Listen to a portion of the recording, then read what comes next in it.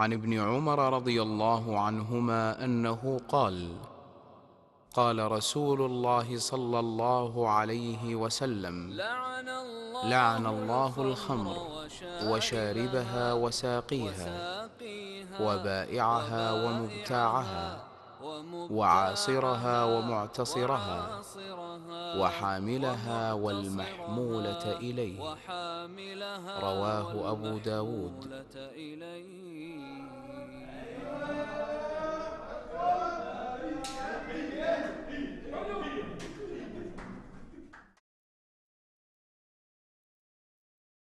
عن جابر رضي الله عنه قال: قال رسول الله صلى الله عليه وسلم: من كان يؤمن بالله واليوم الآخر فلا يقعد على مائدة يشرب عليها الخمر.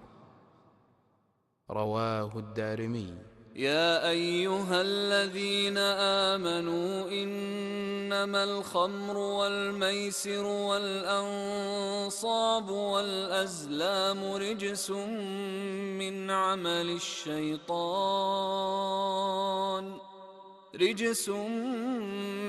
عمل الشيطان فاجتنبوه لعلكم تفلحون. إنما يريد الشيطان أن يوقع بينكم العداوة والبغضاء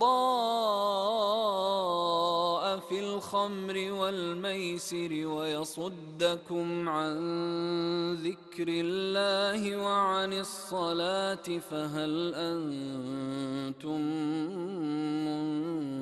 منتهون؟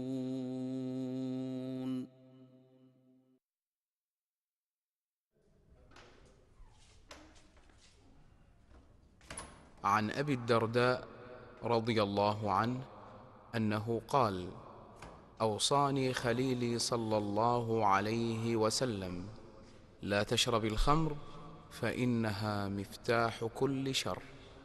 رواه ابن ماجه.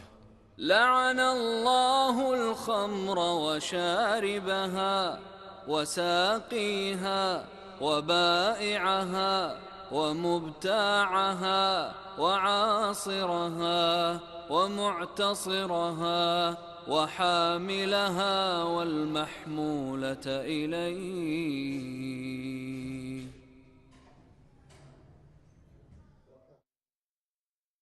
عن عبد الله بن عمرو رضي الله عنهما عن النبي صلى الله عليه وسلم قال: لا يدخل الجنة عاق ولا مدمن خمر ولا منان.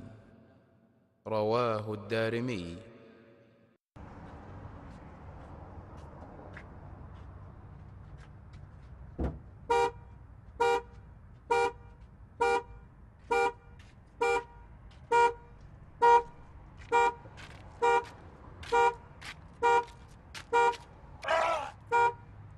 لعن الله الخمر وشاربها وساقيها وبائعها ومبتاعها وعاصرها ومعتصرها وحاملها والمحمولة إليه. لعن الله الخمر وشاربها وساقيها وبائعها ومبتاعها وعاصرها ومعتصرها وحاملها والمحمولة إليه.